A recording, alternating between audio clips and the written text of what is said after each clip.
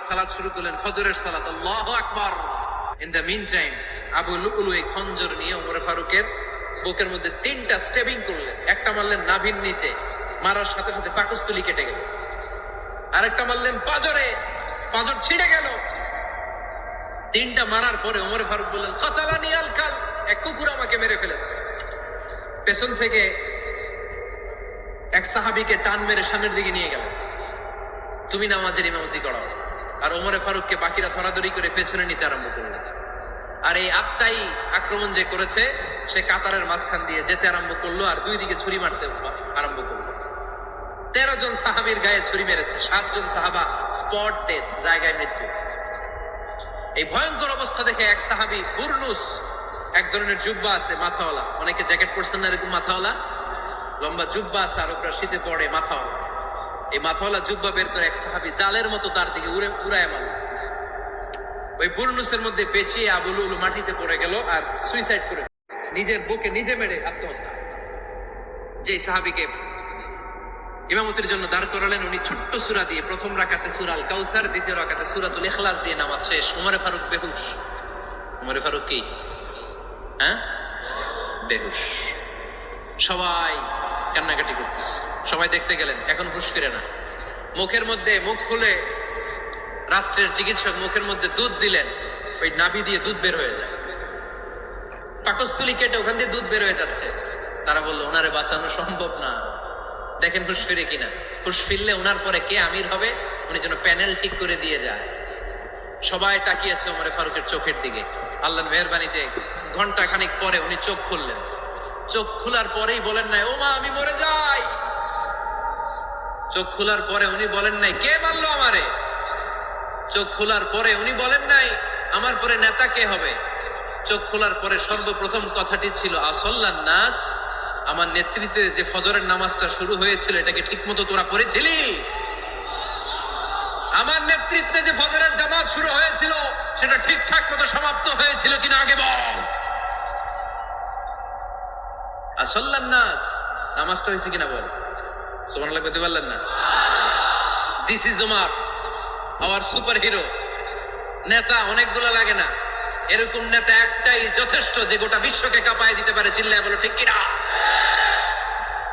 বিশ্বনবী মক্কায় বসে বসে তাহাজ্জুদের সালাত পড়ে আল্লাহর কাছে দোয়া করলেন, আল্লাহ আল্লাহুম্মা আইজ্জাল ইসলাম বিআহাব্বির রাজুলাইনি ইলাইক। ও আল্লাহ, 2 জন লোকের নাম বলবো, 2 জনের দরকার নেই, এই 2 জনের একজনকে আপনি ইসলামের সুশীতল ছায়া তোলে এনে ইসলামকে বিজয় দান করে দেন। মুহূর্তের মধ্যে দোয়াটা কবুল করে নিয়েছে কে? বিশ্বনবী বললেন, আল্লাহ 2 জনের নাম বলবো আজকের দোয়ায়।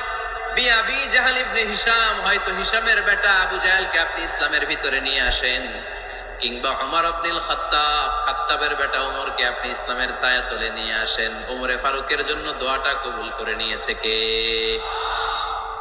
মক্কার যে অবস্থা, আল্লাহর হাবিব সাল্লাল্লাহু আলাইহি ওয়াসাল্লাম বুঝলেন মক্কার এই 2 জনের একজন যদি আমার সাথে না থাকে তাহলে মক্কায় দাওয়াতি কাজ চালিয়ে যাওয়া যাবে। আল্লাহর বললেন, আল্লাহ বেশি চাই না, এই 2 জনের একজন, হয় আবু জাহেল নয় ওমর, হয় আবু জাহেল নয় ওমর। বিশ্বনবী যখন দোয়া করলেন, এই দোয়ার একটা ইমানি ধাক্কা, নুরানি ধাক্কা সাইয়েদনা ওমর ফারুকের হৃদয়কে স্পর্শ করে ফেলল। দোয়া ইজ লাইক এ মিসাইল। এই যে আমরা দোয়া করি, এটা মিসাইলের মতো। যুদ্ধে মিসাইল হামলা করে না? মিসাইল হামলা করার পরে এই মিসাইল লক্ষ্য বস্তুতে যে ভেদ করে, ঠিক কিনা? তেমনি দোয়ার মতো যদি আপনি দোয়া করতে পারেন, আপনি যেই জন্য দোয়া করেছেন ঠিক ওই জায়গায় যে আপনার দোয়া স্পর্শ করে। সুবহানাল্লাহ পড়বেন না? বিশ্বনবীর দোয়ার মাধ্যমে প্রথমে সাইয়েদনা ওমর ফারুকের হৃদয়ে এক ধাক্কা লাগলো। 2 নম্বরে রব্বুল আলামিন সূরাতুল হাক্কা দিয়ে ওমর ফারুকের হৃদয়ের মধ্যে দিলেন এক ধাক্কা। পড়েন আল্লাহু আকবার। কোরআনের ভেতরে সূরাতুল হাক্কা নামে একটা সূরা আছে না নাই? আল হাক্কাতু মাল হাক্কা ওয়া মা আদরাকা মাল হাক্কা। পড়েন আল্লাহু আকবার। বিশ্বনবী যখন দোয়া করলেন, ওই দোয়া যখন সাইয়েদনা ওমরে ফারুকের হৃদয়ে স্পর্শ করলো, সাইয়েদনা ওমরে ফারুক সব সময় বিশ্বনবীরে ফলো করতে আরম্ভ করলেন। বিশ্বনবী ডানে গেলে লুকিয়ে লুকিয়ে ওমর ফারুক ডানে যায়, বিশ্বনবী বায়ে গেলে লুকিয়ে লুকিয়ে ওমরে ফারুক বায়ে যায়। বিশ্বনবী একবার মসজিদুল হারামে যে নামাজ পড়তে শুরু করলেন, ওমরে ফারুক তখন বিশ্বনবীর পিছু পিছু ছদ্মবেশে পেছন থেকে যে বিশ্বনবী কিভাবে নামাজ পড়ে দেখতে শুরু করলেন।